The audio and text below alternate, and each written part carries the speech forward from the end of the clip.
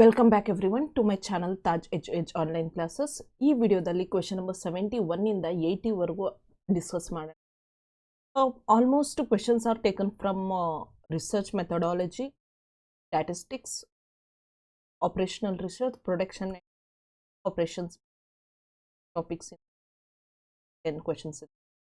ಸ್ವಲ್ಪ questions practical ಆಗಿದೆ, ಸ್ವಲ್ಪ ಕ್ವೆಶನ್ ಆಗಿದೆ. ಕೆಲವೊಂದು ಕಾನ್ಸೆಪ್ಟ್ ಈಸಿ ಇದೆ, ಕೆಲವೊಂದು ಡಿಫಿಕಲ್ಟ್ ಲೆವೆಲ್ ಇದೆ. ನೋಡೋಣ ಎಷ್ಟು ಸಾಧ್ಯ ಅದನ್ನು ಅಷ್ಟು ಡಿಸ್ಕಸ್ ಮಾಡಿ ಅರ್ಥ ಮಾಡ್ಕೊಳ್ಳೋ ಪ್ರಯತ್ನ ಪಡೋಣ. ಯಾವುದಾದ್ರೂ ತುಂಬ ಗೊತ್ತಿಲ್ಲ ಪ್ರಾಬ್ಲಮ್, ಯಾಕಂದರೆ 100 ಕ್ವೆಶನ್ಸಲ್ಲಿ ಯಾವ ವ್ಯಕ್ತಿಗೆ ಗೊತ್ತಿರೋ ಆರ್ಟಿಫಿಷಿಯಲ್ ಇಂಟೆಲಿಜೆನ್ಸ್ ಆಗಿಬಿಡ್ತಾನೆ. So it's okay, let's learn how many questions are there. 71 question number 71 says for a moderately skewed data distribution the value of approximate as ಅಂತ. ಇಲ್ಲಿ moderately skewed ಅಂದರೆ ಪ್ರಾಪರ್ ನಾರ್ಮಲ್ ಡಿಸ್ಟ್ರಿಬ್ಯೂಷನ್ ಅಂತ ಹೇಳ್ಬೋದು. ನಾವು ಅಂಥದ್ದಕ್ಕೆ ನಾವು ಮೋಡನ್ನ ಯಾವ ರೀತಿ ಕ್ಯಾಲ್ಕುಲೇಟ್ ಮಾಡ್ತೀವಿ ಅಂತ ಕೊಟ್ಟಿದ್ದಾರೆ ನೋಡಿ. When we are calculating moderately skewed distribution we usually use Pearson coefficient of skewness ಅಂತ. So Pearson coefficient of skewness ಅಂತ ಬಂದಾಗ ಪಿಯರ್ಸನ್ ಕೋಎಫಿಷಿಯಂಟ್ ಆಫ್ ಸ್ಕ್ಯೂನೆಸ್ ಅಲ್ಲಿ 2 ಫಾರ್ಮುಲಾಸ್ ಯೂಸ್ ಮಾಡ್ತಾರೆ, first and second. First Pearson coefficient of skewness ಏನು ಹೇಳುತ್ತೆ? Mean minus mode divided by standard deviation. Second part of coefficient of skewness ಏನು ಹೇಳುತ್ತೆ? 3 mean minus median divided by standard deviation. ಎರಡು ಕೂಡ combine ಮಾಡಿದಾಗ ನಾವು when we are checking this mean minus mode divided by standard deviation is equal to 3 mean minus median divided by standard deviation. So this standard deviation cancel ಮಾಡಿದರೆ ನಮಗೆ ಸಿಗುತ್ತೆ mean mode which is equal to 3 mean minus median. So ಇದನ್ನು ನಾವೇನು ಮಾಡ್ತೀವಿ ಅಂದರೆ calculate ಮಾಡುವಾಗ you know that I think the empirical relationship between mean median and mode ಅಂತ ಏನು ಟಾಪಿಕ್ ನೀವು ನೋಡಿರ್ತೀರ, ಅದರಲ್ಲಿ ನಿಮಗೆ ಗೊತ್ತಿರುತ್ತೆ mode is equal to 3 median minus 2 mean. ಅದು ಇಲ್ಲಿಂದನೇ ಬಂದಿರೋದು. ಇದು ಯಾರಿದು ಪಿಯರ್ಸನ್ಸ್ ಕೋಎಫಿಷಿಯಂಟ್ ಆಫ್ ಸ್ಕ್ಯೂನೆಸ್ ಇಂದಾನೆ ಬಂದಿರತಕ್ಕಂತಹ ಫಾರ್ಮುಲಾ. ಹೆಂಗೆ ಬಂದಿದೆ ಅಂದರೆ mean minus mode is equal to 3 mean 3 median ಅಲ್ವಾ. ಇದು ಹಿಂಗೆ ಇರಲಿ, ಲೆಫ್ಟ್ ಸೈಡ್ ಇರುವಂಥದ್ದು ಹಾಗೆ ಇದ್ದರೆ 3 into mean is 3 mean, 3 into median is 3 median. So 3 mean minus 3 median ಇರುತ್ತೆ. ಅದರಲ್ಲಿ ಈ ಮೀನನ್ನು ಆ ಕಡೆ ಹಾಕ್ಕೊಂಡ್ರೆ 1 ಮೀನ್ ಕ್ಯಾನ್ಸಲ್ ಆಗುತ್ತೆ. So mode is equal to 2 mean minus median, 2 median 3 median minus 2 mean ಅಂತ ಉಳಿಯುತ್ತೆ. So this is what the formula is. This is the major formula used when calculating the empirical relationship between mean, median and mode. Okay, so ಅದಕ್ಕೆ ನಮಗೆ ಗೊತ್ತಿರಬೇಕು Pearson's coefficient of skewness ಬಗ್ಗೆ ಮಾತಾಡುವಾಗ we are using the formula mode is equal to 3 median minus 2 mean. ಎಕ್ಸಾಮಿನೇಷನಲ್ಲಿ ಅವರು practical question ಕೊಡ್ಬೋದು. Suppose mean is 70, median is 68, calculate mode ಅಂತ ಕೇಳ್ಬೋದು. we can use the formula mode is equal to 3 median 3 into 68 minus 2 into 70 use ಮಾಡಿದ್ರೆ ನಮಗೆ answer 64 ಬರುತ್ತೆ. ಈ ರೀತಿ ಕೂಡ ನಮಗೆ ಕ್ವೆಶನ್ ಅನ್ನ ಕೇಳ್ಬೋದು. The empirical relationship between mean median and mode ಅಂತ ಹೇಳ್ತೀವಿ. ಸೊ ಅದು ನಿಮಗೆ ಗೊತ್ತಿರಲಿ. So what is the answer here? The mode is equal to 3 median minus 2 mean is the answer. So that is 71 ಗೆ answer. So next is 72. The area under the normal curve mean plus or minus 2 standard deviation covers ಅಂತ. So ಇಲ್ಲಿ answer 95.45 area ಅಂತ ಇದೆ. We have to calculate it using some table or something. I am not sure about this. Simply ನನಗೆ ಗೊತ್ತು ಅಂತ ನಾನು ಏನೇನೋ ಹೇಳ್ಕೊಡೋ ಪ್ರಯತ್ನ ಪಟ್ಟರೆ ಅದು ತಪ್ಪಾಗುತ್ತೆ. ಇದ್ರ ಬಗ್ಗೆ ನನಗೆ ಅಷ್ಟೇನು ನಾಲೆಜ್ ಇಲ್ಲ. ಇದು ಪ್ರೊಬ್ಯಾಬಿಲಿಟಿ ಡಿಸ್ಟ್ರಿಬ್ಯೂಷನ್ ರಿಲೇಟೆಡ್ ಆಗಿದೆ ಕ್ವೆಶನ್. ಸೊ ಆದರೂ ನಾವು ಏನು ನೆನ್ಪಿಟ್ಕೊಳ್ಬೋದು ಅಂದರೆ, ನೀವು ಬರ್ಕೊಳ್ಳಿ, ಇನ್ ಕೇಸ್ ಎಕ್ಸಾಮಿನೇಷನಲ್ಲಿ ಈ ಸಲ plus or minus 2 standard deviation ಅಂತ ಕೊಟ್ಟಿದ್ದಾರೆ. In case examination next plus or minus 1 ಅಂತ ಕೊಟ್ಟರೆ 68.27, ಪ್ಲಸ್ ಆರ್ ಮೈನಸ್ 2 ಅಂತ ಕೊಟ್ಟರೆ 95.45, ಪ್ಲಸ್ ಆರ್ ಮೈನಸ್ 3 ಅಂತ ಕೊಟ್ಟರೆ ದಟ್ ಈಸ್ 99.73%. ಸೊ ಈ ಮೂರು ಕೂಡ ನಾವು ಬಹೆಟ್ ಮಾಡಿ ಇಟ್ಕೊಂಡ್ರೆ I think next time if they change something V can just have the answer ready. Might be like we take when we are calculating testing hypothesis, we take some fixed level of probability or what we say missed errors ಅಂತ ಏನು ಹೇಳ್ತೀವಿ ಆ ರೀತಿ ಇರಬಹುದು. So that's why it's better you just keep it in your mind. +or-1 ಅಂದರೆ 68.27. ನೋಡಿ ಈಗ 68 ಅಂತ ನೆನ್ಪಿಟ್ಕೊಳ್ಳೋ ಪ್ರಯತ್ನ ಪಡಬೇಡಿ. ಯಾಕೆ ನೋಡಿ ಇಲ್ಲಿ 95.49% ಕೊಟ್ಟಿದ್ದಾರೆ, 95.45% ಕೊಟ್ಟಿದ್ದಾರೆ. ನಾವು ಬರೀ 95 ಅಂತ ನೆನ್ಪಿಟ್ಕೊಂಡ್ರೆ ಎರಡನ್ನ ಕ್ಯಾನ್ಸಲ್ ಮಾಡ್ಬೋದು. ಇದು ಮತ್ತೆ ಎರಡರಲ್ಲಿ ಕನ್ಫ್ಯೂಸ್ ಆಗುತ್ತೆ. ಸೊ ಎಕ್ಸಾಕ್ಟ್ ನಂಬರ್ಸನ್ನು ನೆನ್ಪಿಟ್ಕೊಳ್ಳಿ. Next is question number 73. Testing of hypothesis. ನಿಮಗೆ ಗೊತ್ತಿದೆ HO ಅಂದರೆ ನಲ್ ಹೈಪೋಥಿಸಿಸ್, HA ಅಂದರೆ ಆಲ್ಟರ್ನೇಟ್ ಹೈಪೋಥಿಸಿಸ್. ಇದು ಲ್ಯಾಂಬ್ಡಾ ಅಂತ ಹೇಳ್ತೀವಿ ನಾವು. Testing of hypothesis, null hypothesis lambda is equal to 85 and alternate hypothesis lambda is equal to more than 85 is what ಅಂತ ಕೇಳಿದ್ದಾರೆ. So null hypothesis is equal to 85, alternative hypothesis is more than 85. The alternative hypothesis states that population mean is greater than the hypothesis mean. ಅಂದರೆ ಇಲ್ಲಿ ಅರ್ಥ ಏನು ಅಂದರೆ ಇದು lambda ಅಂತ ಏನಿದೆ ಇದು ಪಾಪ್ಯುಲೇಷನ್ ಮೀನ್. ಓಕೆ, ಸೊ ಈ ಪಾಪ್ಯುಲೇಷನ್ ಮೀನು ಸ್ಯಾಂಪಲ್ ಮೀನ್ಗಿಂತ ಅಥವಾ ಹೈಪೋಥಿಸಿಸ್ ಮೀನ್ಗಿಂತ ಜಾಸ್ತಿ ಇದೆ ಅಂತ ಅರ್ಥ. So that means we are testing towards the right side. If it is greater, we are testing towards the right side, okay, of the normal distribution. Hence, it is one-sided or right-tailed. It is one-sided right-tailed test. Okay, if it is greater. ಈಗ ಅದನ್ನೇ ನೀವು ಅನ್ಕೊಳ್ಳಿ, this is smaller ಹಿಂಗೆ ಕೊಟ್ಟಿದ್ದಾರೆ ಅಂತ ಅನ್ಕೊಳ್ಳೋಣ ಕ್ವಶನಲ್ಲಿ. This is smaller than 85. Okay, smaller ಅಂದರೆ ಏನು? ಸ್ಮಾಲರ್ ಅಂದರೆ ಇಲ್ಲಿ ಏನಾಗುತ್ತೆ, smaller than the hypothesis mean ಆಗುತ್ತೆ. ಅಂದರೆ ಅರ್ಥ the test are towards the left side ಆಗುತ್ತೆ. Okay, so if it is smaller it is left side, if it is greater it is right side. Okay, so next question. Which of this is not a method of probability sampling? So ಇಲ್ಲಿ probability sampling ಅಂತ ನಾನ್ probability sampling ಇದು ತುಂಬ important question. ಪ್ರತಿ ಸಲ even paper 1ನಲ್ಲೂ ಕೇಳ್ತಾರೆ, paper 2ನಲ್ಲಿ ಕೇಳ್ತಾರೆ. ನಿಮಗೆ ಗೊತ್ತಿರಬೇಕು probability sampling, non probability sampling types. Okay, so what we can do, see we can just check the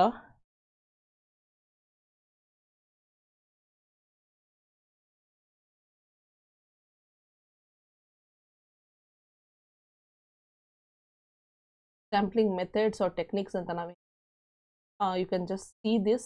ನಿಮಗೆ ಪ್ರತಿಯೊಂದು ಗೊತ್ತಿರಬೇಕು. ಅದರಲ್ಲಿ usually snowball sampling, stratified sampling ಇದ್ರ ಬಗ್ಗೆ ಎಲ್ಲ ಕ್ವಶನ್ಸ್ ಕೇಳ್ತಾರೆ.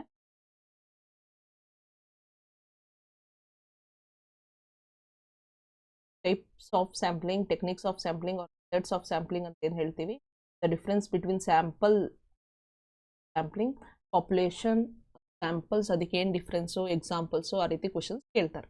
ನೋಡಿ ಇಲ್ಲಿ ಸ್ಯಾಂಪ್ಲಿಂಗ್ ಟೆಕ್ನಿಕ್ಸಲ್ಲಿ probability sampling and non probability sampling. Probability sampling ಅಂದರೆ each of the member are the participant has a equal chances of being selected as a sample.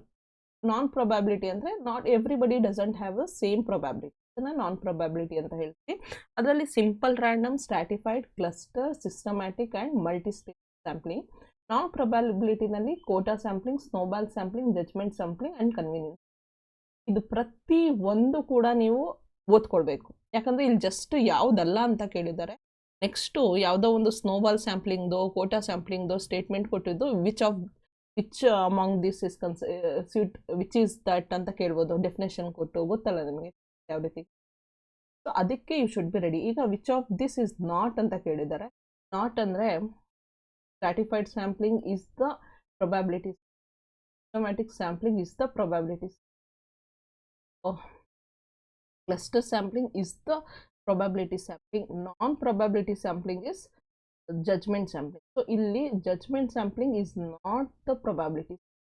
So D anta irodrinda only D is the 74 ige. Next question number 75.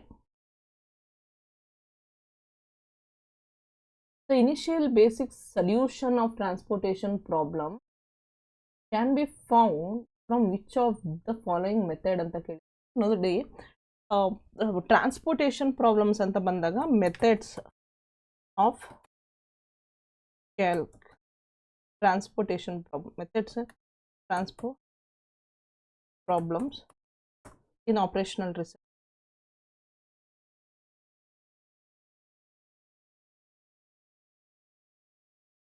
Most importantly ಇಲ್ಲಿ ನೀವು observe ಮಾಡ್ತಾ ಇದ್ದೀವಿ north west corner method, okay, ಆಮೇಲೆ least cost, ಆಮೇಲೆ Vogel's appropriation method. ಈ 3 method transportation ಪ್ರಾಬ್ಲಮಲ್ಲಿ use ಮಾಡ್ತೀವಿ. Vogel's appropriation method, least cost method and north west. ಇದು ಆಪರೇಷನಲ್ ರಿಸರ್ಚ್ ಸಬ್ಜೆಕ್ಟಿಂದ ತೊಗೊಂಡಿರೋದು. ಸೊ ನಿಮಗೆ ಟ್ರಾನ್ಸ್ಪೋರ್ಟೇಷನ್ ರಿಲೇಟೆಡ್ ಆಗಿ ಕ್ವೆಶನನ್ನು 100% ಕೇಳ್ತಾರೆ, ಬಟ್ ಹೆಂಗೆ ಅಂತ ಕೇಳ್ತಾರೆ ಅಂತ ಹೇಳೋಕ್ಕಾಗಲ್ಲ. ನೀವು ವೀಡಿಯೋಸ್ಗಳು ಯೂಟ್ಯೂಬಲ್ಲಿ ಹಾಕಿರುವಂಥ ವೀಡಿಯೋಸ್ಗಳನ್ನು ನೋಡಿ ಆ ಕಾನ್ಸೆಪ್ಟನ್ನು ಅರ್ಥ ಮಾಡ್ಕೊಳ್ಳಿ.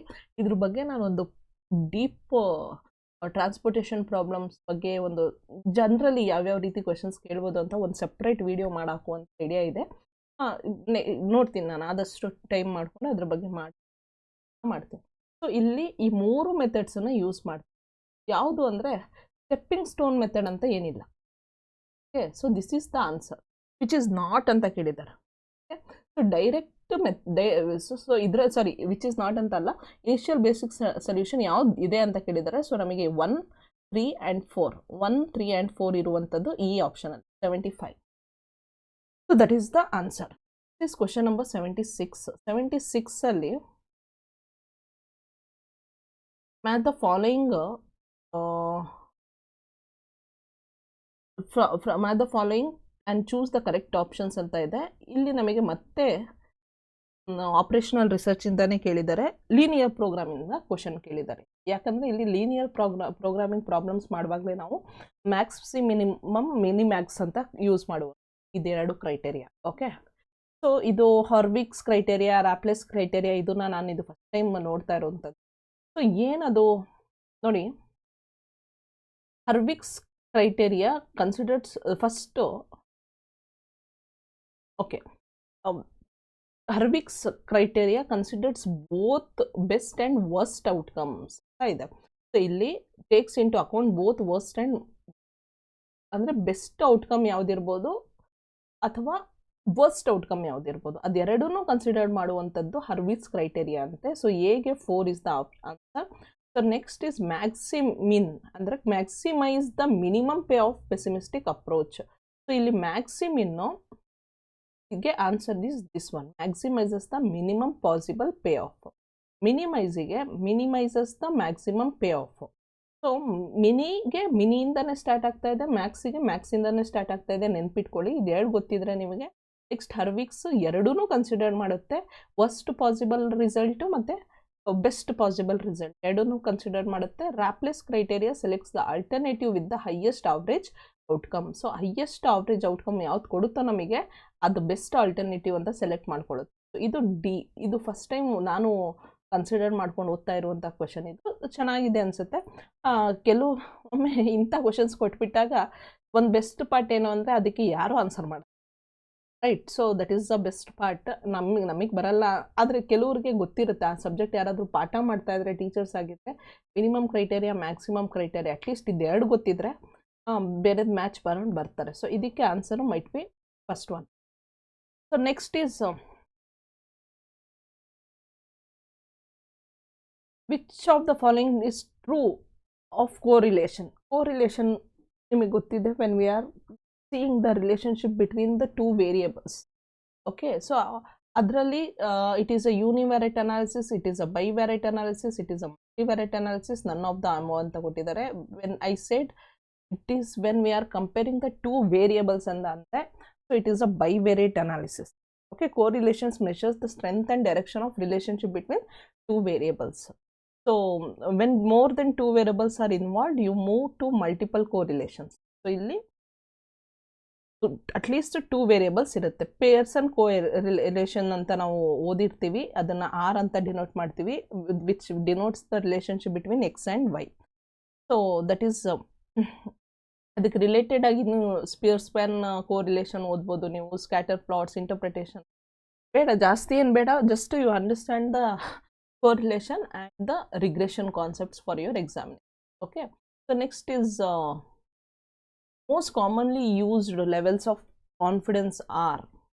ನೋಡಿ, ಲೆವೆಲ್ಸ್ ಆಫ್ ಕಾನ್ಫಿಡೆನ್ಸು ನಾವು ಹೈಪೋಥಿಸಿಸ್ ಟೆಸ್ಟಿಂಗ್ ಮಾಡುವಾಗ ತಗೊಳ್ತೀವಿ. ಲೆವೆಲ್ಸ್ ಆಫ್ ಕಾನ್ಫಿಡೆನ್ಸ್ ಅಂದರೆ, ಈಗ ಒಂದು 100%, ಈಗ ನಾನೊಂದು ಹೈಪೋಥಿಸಿಸ್ ಫ್ರೇಮ್ ಮಾಡಿರ್ತೀನಿ, ಅದರಲ್ಲಿ ಎಷ್ಟು ಪರ್ಸೆಂಟ್ ಎರರ್ ಆಗಿ ಎಷ್ಟು ಪರ್ಸೆಂಟ್ ಗ್ಯಾರಂಟಿ ಇದೆ ನನ್ನ ಹೈಪೋಥಿಸಿಸ್ ಅಕ್ಸೆಪ್ಟ್ ಆಗೋದಕ್ಕೆ ಅನ್ನೋದು ಲೆವೆಲ್ಸ್ ಆಫ್ ಕಾನ್ಫಿಡೆನ್ಸ್ ಅಂತ ಹೇಳ್ತೀವಿ. ಅದರಲ್ಲಿ standard levels of confidence of hypothesis testing are 90%, 95% and 99%.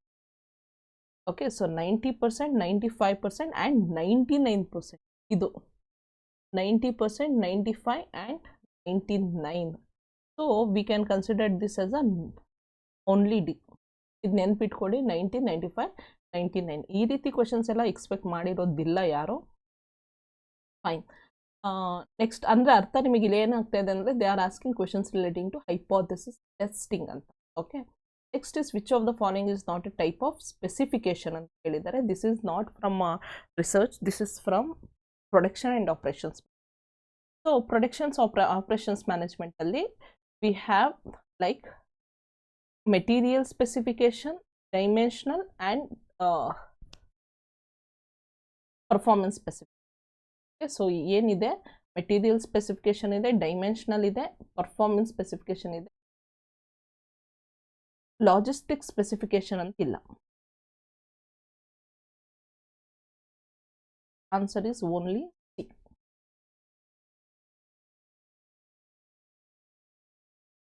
Next CMM. CMM ಅಂದರೆ ನೋಡಿ, ಇಲ್ಲಿ ಕ್ಯಾಪಬಿಲಿಟಿ ಅನ್ನೋದಕ್ಕೆ 4 ಕೊಟ್ಟಿದ್ದಾರೆ, ಮಾಡೆಲ್ ಅನ್ನೋದು ಕೊಟ್ಟಿದ್ದಾರೆ. ಈಗ ಮಧ್ಯದ ವರ್ಡ್ ಯಾವುದು ಅಂತ ತೊಗೊಂಡ್ರೆ, ಆಬ್ವಿಯಸ್ಲಿ ನನ್ನ ಮೈಂಡು, ನಾನು ಜಸ್ಟ್ ಕಾಮನ್ ಸೆನ್ಸ್ ಯೂಸ್ ಮಾಡಿದ್ರೆ ಮ್ಯಾಚಿಂಗ್ ಅನ್ನೋದಂತೂ ಕೊಟ್ಟಿರಲ್ಲ, ಮೆಷರಿಂಗ್ ಅನ್ನೋದು ಕೊಟ್ಟಿರಲ್ಲ. ಓಕೆ, ಮೈಟ್ ಬಿ ಅದು ಮೆಚುರಿಟಿ ಆರ್ ಮಾನಿಟರಿಂಗ್ ಆ ರೀತಿ ಯಾವುದೋ ಇರ್ಬೋದು ಅಂತ. So the capability maturity model ಅಂತ.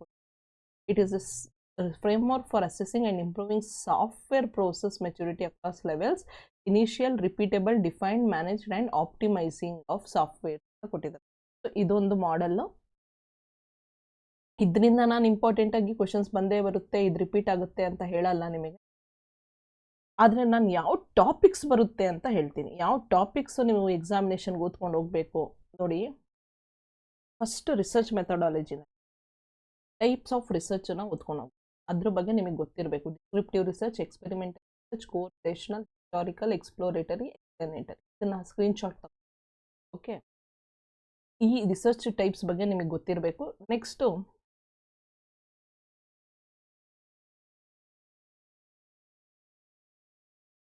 ಸ್ಕ್ರೀನ್ಶಾಟ್ ತಗೊಳ್ಳಿ. ಹೈಪೋಥಿಸಿಸ್ ಟೆಸ್ಟಿಂಗಲ್ಲಿ ನಿಮಗೆ ನಲ್ ಹೈಪೋಥಿಸಿಸ್ ಅಂದರೆ ಏನು, alternate hypothesis, and most importantly hypothesis ಟೆಸ್ಟಿಂಗಲ್ಲಿ type 1 and type 2 errors of hypothesis test, errors in hypothesis ಬಗ್ಗೆ ಗೊತ್ತಿರಬೇಕು.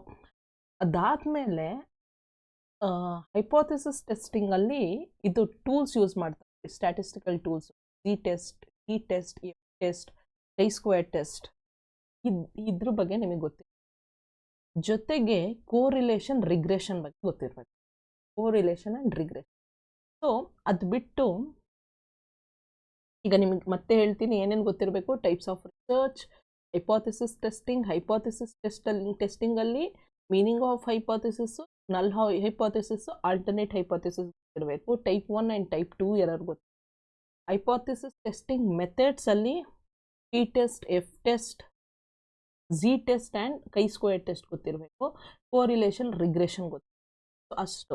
ಅದಾದಮೇಲೆ ಸ್ಯಾಂಪ್ಲಿಂಗ್ ಅಂತ ಬಂದಾಗ ಸ್ಯಾಂಪ್ಲಿಂಗ್ ಟೆಕ್ನಿಕ್ಸ್, ಸೊ ಆಗಲೇ ನಾನು ಹೇಳಿದ್ನಲ್ಲ, probability sampling and non probability sampling, ಪ್ರತಿ ಒಂದು ಅದರೊಳಗೆ ಬರುವಂಥದ್ದು, ಪ್ರತಿ ಒಂದು ಸ್ಯಾಂಪ್ಲಿಂಗ್ ಟೆಕ್ನಿಕ್ಸ್ ನಿಮಗೆ ಗೊತ್ತಿರಬೇಕು. ಅದಾದಮೇಲೆ scales of measure, usually sampling techniques ಮತ್ತು ಸ್ಕೇಲ್ಸ್ ಆಫ್ ಮೆಷರ್ಮೆಂಟು ನಿಮಗೆ ಅಟ್ಲೀಸ್ಟ್ ಒಂದು ಕ್ವಶನ್ ಆದರೂ ಬಂದೇ ಬರುತ್ತೆ. ಅದು ಪೇಪರ್ 1ನಲ್ಲಾಗಿರ್ಬೋದು, ಪೇಪರ್ 2ನಲ್ಲಾಗಿ ಹೈಪೋಥಿಸಿಸಿಂದನೂ ಕೇಳ್ತಾರೆ.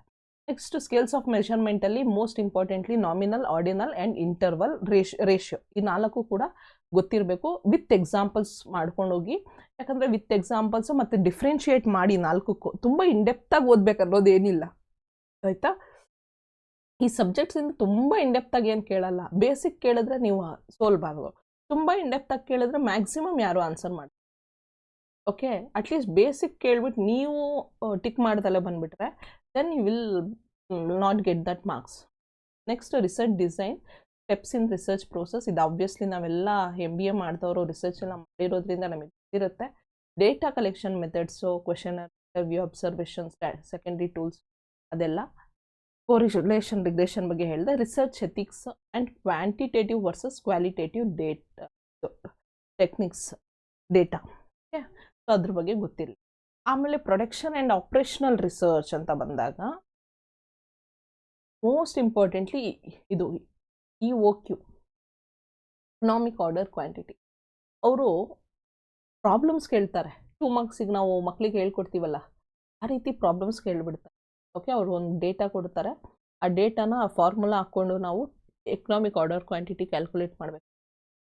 So reorder point, safety stock, ಆಮೇಲೆ types of inventory ABC, FSN ಅದೆಲ್ಲ ಅದ್ರದ್ದು ರಿಲೇಟೆಡ್, ಇನ್ವೆಂಟ್ರಿ ಮ್ಯಾನೇಜ್ಮೆಂಟ್ ರಿಲೇಟೆಡ್ ಸ್ವಲ್ಪ ಓದ್ಕೊಳ್ಳಿ ಡೀಟೇಲ್ ಆಗಿ. ಆಮೇಲೆ ಕ್ವಾಲಿಟಿ ಮ್ಯಾನೇಜ್ಮೆಂಟಿಂದ ಕ್ವಶನ್ಸು ಲೈಕ್ ಇಲ್ಲಿದೆ ನೋಡಿ, total quality management question meaning ಕೇಳ್ಬೋದು.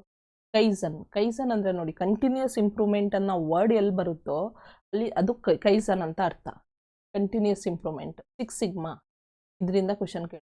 ISO ಸ್ಟ್ಯಾಂಡರ್ಡ್ಸ್ ಎಲ್ಲ ಇಲ್ಲ. Standard quality control, total quality management, 6 sigma, kaizen ಇದ್ರ ಬಗ್ಗೆ ಓದಬೇಕು. ಇಲ್ಲಿ economic order quantity and types of inventories on the basis of it's importance. Like ಆಗಲೇ ಹೇಳಿದ್ನಲ್ಲ, ಫಾಸ್ಟ್, ಸ್ಲೋ, ನಾರ್ಮಲ್ ಮೂವಿಂಗು, ಆಮೇಲೆ ABC ಆ ರೀತಿ ಎಲ್ಲ ಡಿಫ್ರೆಂಟ್ ಟೈಪ್ಸ್ ಆಫ್ ಇನ್ವೆಂಟ್ರೀಸ್ ಇದೆಲ್ಲ ಅದ್ರ ಬಗ್ಗೆ ಕ್ವಶನ್. ಆಮೇಲೆ ERP ಟೆಕ್ನಿಕ್ಸ್ ಅದ್ರದ್ದು ಇಂಪಾರ್ಟೆನ್ಸ್ ಬಗ್ಗೆ ಕ್ವಶನ್ ಕೇಳ್ತಾರೆ. ಆಮೇಲೆ PERT CPM, ಟ್ರಾನ್ಸ್ಪೋರ್ಟೇಷನ್ ಗೀವಿಂಗ್, PERT CPM ಬಗ್ಗೆ ಗೊತ್ತಿರಬೇಕು. Program evaluation and review technique, critical path method, linear programming ಬಗ್ಗೆ ಕ್ಯೂವಿಂಗ್ ಬಗ್ಗೆ ಥಿಯರಿ ಬಗ್ಗೆ ಗೊತ್ತಿರಲಿ, ಸ್ವಲ್ಪ ಬೇಸಿಕ್ ಗೊತ್ತಿರಲಿ, ಯಾಕೆ ಹೇಗೆ ಯೂಸ್ ಮಾಡ್ತಾರೆ, ಟ್ರಾನ್ಸ್ಪೋರ್ಟೇಷನ್ಸ್ ಯಾವಾಗ ಯೂಸ್ ಮಾಡ್ತಾರೆ, ಲೀನಿಯರ್ ಪ್ರೋಗ್ರಾಮಿಂಗ್ ಅದು ಯಾವಾಗ ಯೂಸ್ ಮಾಡ್ತಾರೆ, ಅದರಲ್ಲಿ ಆಗಲೇ ನಾವು ಹೇಳ್ದಂಗೆ ಮಿನಿ ಅಂದರೆ ಮ್ಯಾಕ್ಸ್ ಅದ್ರ ಬಗ್ಗೆ ಗೊತ್ತಿರಲಿ, ಕ್ರೈಟೇರಿಯಾಸ್ ಯೂಸ್ಡ್. ಆಮೇಲೆ ಪ್ರೊಬ್ಯಾಬಿಲಿಟಿ ಡಿಸ್ಟ್ರಿಬ್ಯೂಷನ್ ಸ್ಟ್ಯಾಟಿಸ್ಟಿಕ್ಸಲ್ಲಿ ಬೈನಾಮಿಯಲ್, ಪಾಯ್ಸನ್, ನಾರ್ಮಲ್ ಎಕ್ಸ್ಪೆನ್ಷನ್. ಆಮೇಲೆ central tendency and measures of central ಟೆಂಡೆನ್ಸಿಯಲ್ಲಿ median mode, measures of dispersion, standard deviation. Okay, quarter deviation ಬಗ್ಗೆ ಕ್ವಶನ್ಸ್ ಜಾಸ್ತಿ ಕೇಳಿಲ್ಲ, ರೇಂಜ್ ಬಗ್ಗೆನೂ ಜಾಸ್ತಿ ಕೇಳಿಲ್ಲ. ಸ್ಟ್ಯಾಂಡರ್ಡ್ ಡಿವಿಯೇಷನ್ನು, ವೇರಿಯನ್ಸು, ಕೋವೇರಿಯನ್ಸ್ ಬಗ್ಗೆ ಕ್ವಶನ್ಸನ್ನು ಕೇಳ್ಬೋದು. ಆಮೇಲೆ ಕೋರಿಲೇಷನ್ ಮತ್ತು ರಿಗ್ರೆಷನ್ ಬಗ್ಗೆ ಕಾನ್ಸೆಪ್ಟ್ಸ್ ಕೇಳ್ತಾರೆ.